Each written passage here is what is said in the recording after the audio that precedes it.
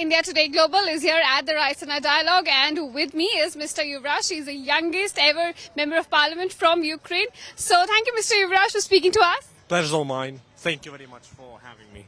All right, now I want to begin by asking you, of course, the Ukraine war has been raging on, and the current buzz is about the ceasefire deal, the 30-day ceasefire that has been proposed by the US. I want to ask you your perspective. How do you look at that?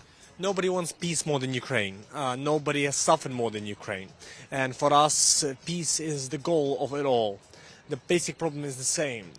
What can help it last? The point is we need more than a piece of paper when Russia decides to reinvade or destroy or kill again. And it's not me who came up with the phrase that agreement with Russia is not worth the paper it's signed on. So again, we need more than just a piece of paper. We need planning for our future.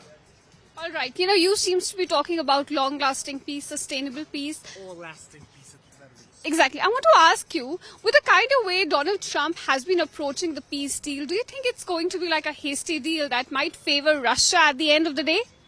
We have different points of view from American administration, and we have evolving perspective of the American administration. Again, it's not me who said that America only does the right thing after they exhaust all other options. So the point is that, again, in the end of the day, we don't know what the fundamental end goal is and the instruments applied for that. But again, we have been fighting the last 3 years, and we don't want to give this war to our children or our grandchildren. We want to make our country peaceful. All right, that's one goal that I think world is also looking forward to. I want to ask you about, because you mentioned America. See, we have seen Donald Trump ever since he came to power. He's also been very, fickle-minded about NATO's policy towards Ukraine. And we have seen ever since the war started, NATO has been a fundamental support for the country. So how do you look at that? His changing stance towards NATO as well. NATO is a fundamental security pillar of the Western world. It is the reason why Russia is invading Ukraine and not Estonia or Latvia or Lithuania or Poland. That foundational security guarantee that is provided by NATO is something that Ukraine yearns for.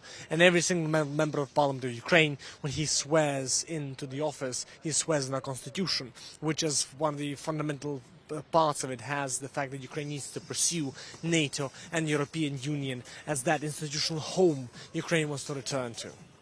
All right. There was a statement that came from President Zelensky a few days back where he said that territorial issues are very complicated and they're going to be discussed after the ceasefire deal. So there are some areas of Ukraine which are under control of Russia right now. Exactly. So how do you look at that? What if Russia is able to see those, what if the deal actually gives those areas to Russia? I mean, the point is very clear. Russian perspective is very clear. Russians have been hiding the ball. Their perspective is to take over Ukraine. Mr. Putin has wrote essays about this. He has made videos about this. He has not been hiding that fact. We know that whatever Russia controls or gains now, they'll continue coming back for more. And again, our job is to show to them that the cost for that is too much for Russia. Therefore, Russia should leave us be and let Ukrainians choose the future of Ukraine. You mentioned Ukrainians and you're somebody who, is a political voice there. I want to ask you, after the whole showdown that happened at the White House between, President Zelensky, President Donald Trump and Vice President J.D. Vance, how do you look at that? Have the ratings or the approval ratings of Mr. Zelensky changed after that? Every poll and measurement is saying very clearly that Ukrainians respond with utmost support. The fact the president at that meeting was voicing Ukraine's perspective, which is very simple. Russia is not to be trusted. And again, we have centuries of history to prove that. It's not just our opinion. We have centuries of the agreements that Russia signed, then disavowed, then threw away, torn apart, as an example of the fact that we need more than a piece of paper to guarantee our future. All right. Thank you so much for speaking to India Today Global and giving us your side of the story.